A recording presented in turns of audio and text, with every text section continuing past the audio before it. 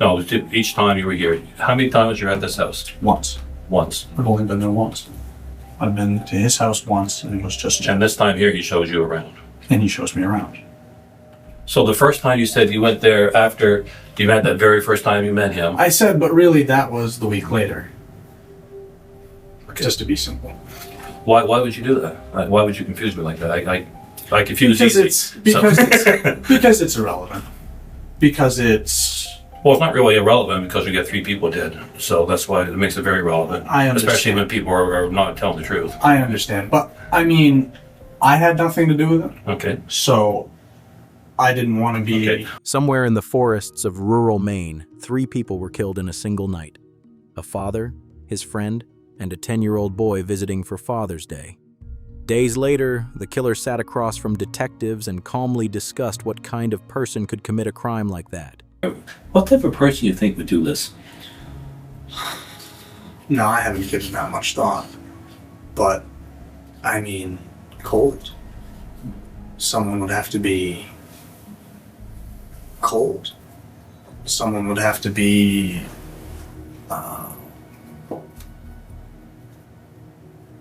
greedy, maybe? I don't know. Someone would have to be just heartless. He offered his DNA willingly, volunteered to help the investigation, and walked out believing he had distanced himself from the murders. He had not. What followed was an interrogation that slowly collapsed under its own contradictions, until the man at the center of it began confessing in a voice so calm it barely changed from start to finish. This is the story of Thayne Ormsby and the killings that shook the small town of Amity, Maine. Amity, Maine is the kind of place where isolation becomes part of daily life. Houses sit miles apart, the roads cut through dense forest, and most people know each other by name. In the summer of 2010, 20-year-old Thayne Ormsby was staying with a local couple, Bob and Joyce Strout, helping around their property in exchange for food and a place to sleep. A few miles away lived Jeffrey Ryan, a 55-year-old disabled veteran. That week, his 10-year-old son, Jesse Ryan, was visiting for Father's Day. On June 23rd, Jeff's friend Jason Dean failed to return home after stopping by Jeff's trailer the night before. Concerned, Jason's brother drove out to check on them himself. What he discovered inside the property would turn into one of the most disturbing homicide investigations Maine had seen in years. The first officers on scene found 3 bodies spread across the property. One victim lay near the driveway in tall grass. Another was discovered near an old chicken coop. Jesse Ryan was found inside the trailer. Investigators immediately noticed 3 beer bottles sitting on the kitchen counter. That detail stood out because only 2 adult victims lived at the property. Jeff Ryan's pickup truck was also missing. Tire tracks led away from the scene, suggesting whoever committed the murders had left in Jeff's vehicle. A few days later, investigators received a report about smoke rising from a wooded clearing not far from town. When they followed the lead, they found Jeff's truck burned almost completely to the frame. Someone had tried to erase evidence. As detectives moved through Amity interviewing residents, one conversation shifted the direction of the entire case. Bob Strout mentioned that he had recently driven a young man staying with him, Thayne Ormsby, out of Maine and into New Hampshire shortly after the murders. At that point, detectives knew almost nothing about him. But now they had a name. When detectives located Thayne Ormsby in Dover, New Hampshire, he agreed to speak with them immediately. He did not ask for a lawyer. He did not appear nervous. If anything, he seemed eager to cooperate. He told investigators he had met Jeff Ryan only briefly and claimed they had shared a beer while discussing possible work in the area. Then the detectives asked him what kind of person could kill 3 people, including a child. What type of person you think would do this? No, I haven't given that much thought, but I mean, cold. Someone would have to be cold. Someone would have to be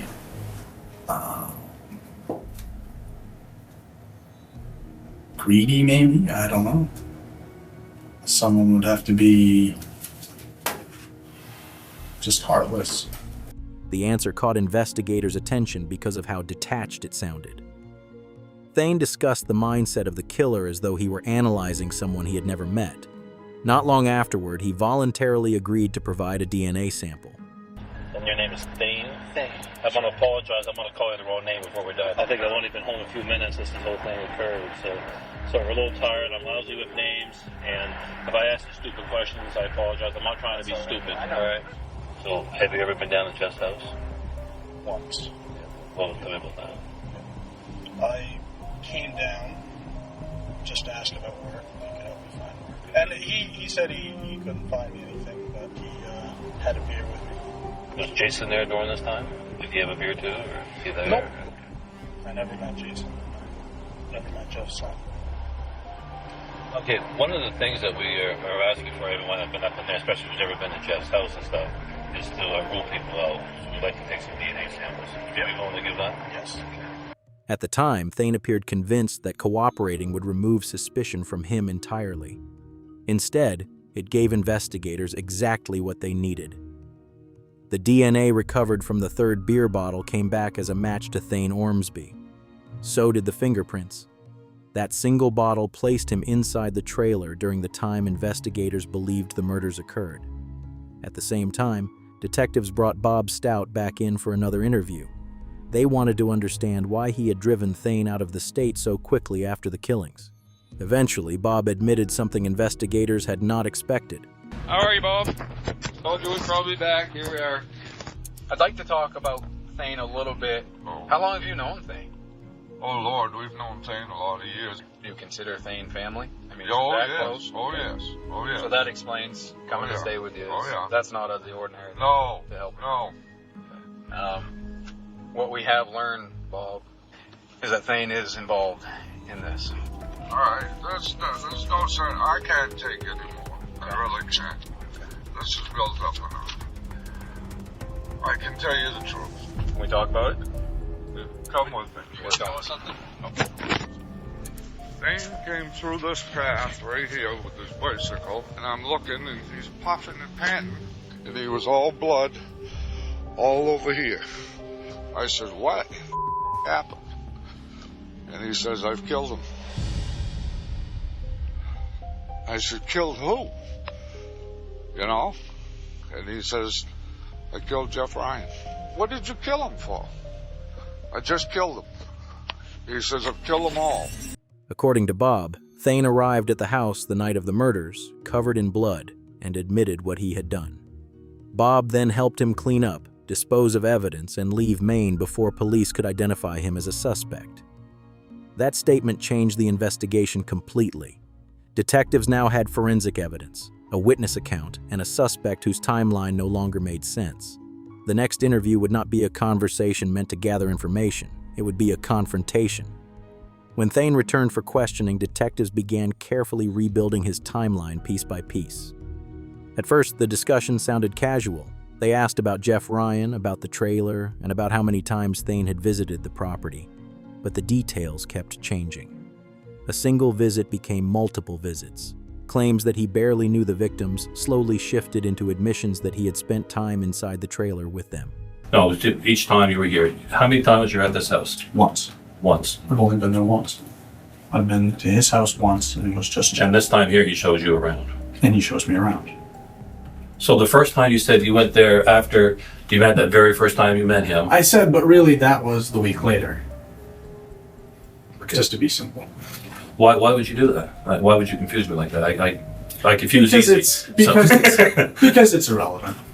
Because it's Well, it's not really irrelevant because we got 3 people dead. So that's why it makes it very relevant. I understand. Especially when people are not telling the truth. I understand, but I mean, I had nothing to do with it, Okay. so I didn't want to be. Okay. The detective focused on small details because small details are difficult to invent consistently.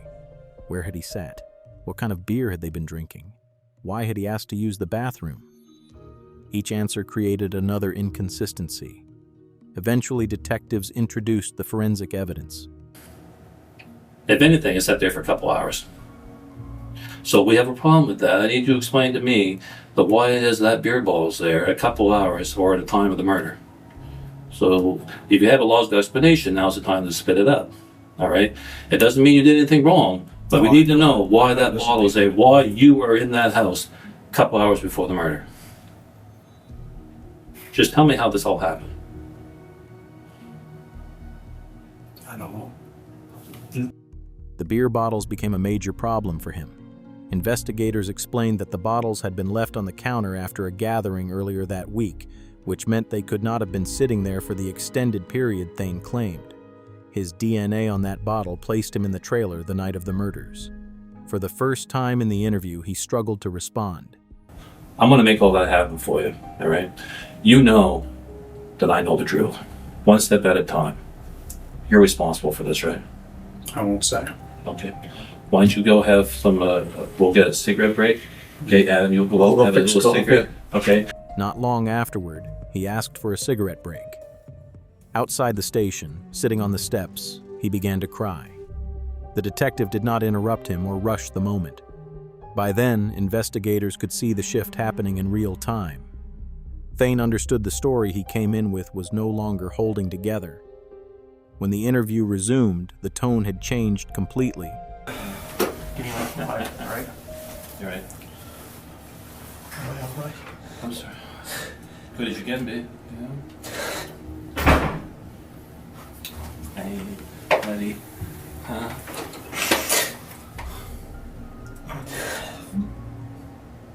Thayne, I want you to know that I'm here for you the best I can be. I cannot make you any promises about the media. I can't make you any promises about that. That's way over my head. I will go to bat for you. The guarded answers disappeared, replaced by long pauses and quieter responses. Detectives asked where he wanted to begin. Thayne said he would start from the beginning. He explained that he had gone to Jeff Ryan's trailer carrying a knife he had brought himself. He had already decided Jeff Ryan was involved in drug dealing and convinced himself that killing him was justified. Investigators later found no evidence supporting that belief. When detectives asked why he targeted Jeff, Thayne gave an explanation that stunned even experienced investigators because of how calmly he delivered it. But back in the day, there were 3 people that were the biggest drug dealers. I won't mention one, but the other 2 were Jeff Ryan And Alvin Alvin. Spilsby. And you wanted to rid the world of them. He admitted he intended to leave no witnesses. According to his confession, Jeff had taken him outside to show him materials for a shelter Thayne claimed he wanted to build in the woods. Jeff was helping him when the attack began. Jerry, I killed him You killed Jeff. And how did you do that? with a knife.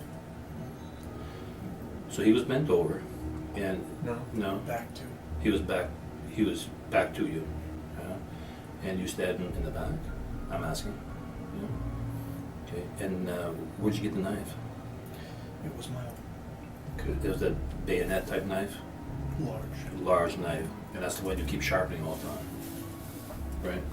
That was and you brought that with you because you always wear it. I knew you knew that much. Yeah. He then walked detectives through what happened outside the trailer. Jerry, I killed him You killed Jeff. And how did you do that? with a knife. So he was bent over, and no, Back to. he was back to you, and you stabbed him in the back. I'm asking. Yeah. Okay. And where'd you get the knife? It was my own. It was that bayonet type knife, large knife, and that's the one you keep sharpening all the time, right? That was and you brought that with you because you always wear it. I knew you knew that much. Yeah. So But I knew that. he's outside. Okay, he's out there by the shed, and Jason's in the house.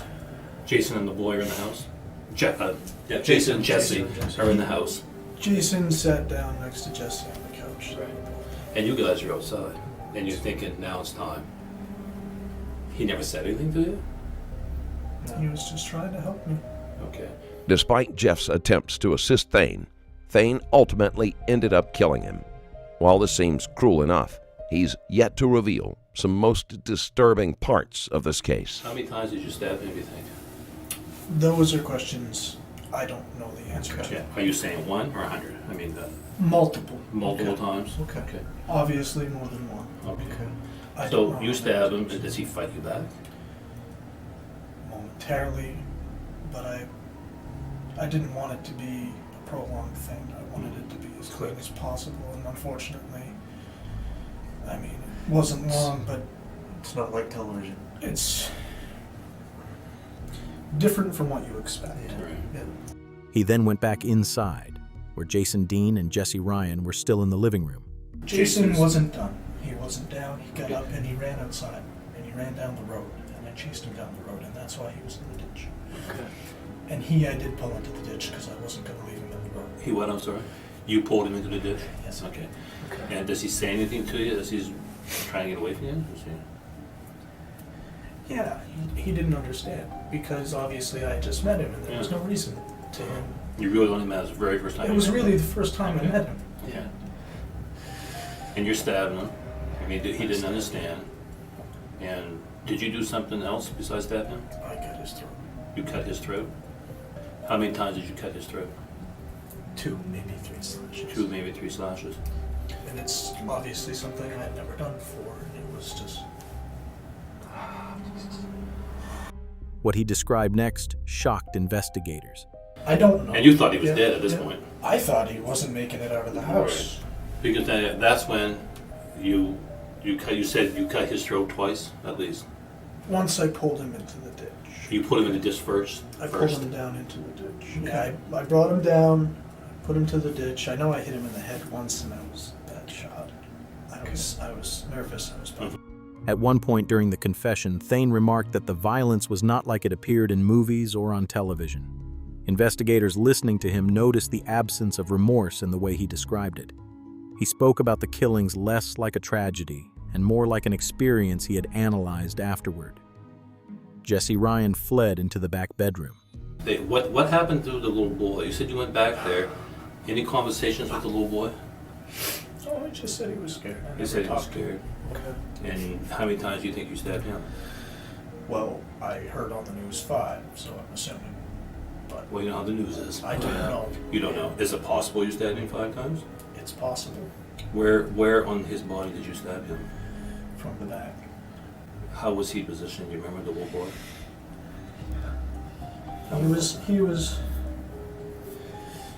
behind his door. He's behind his door. Is he laying on his back or his stomach? He's laying on his stomach. He's laying on his stomach, Up on his knees. up on his knees. Lean.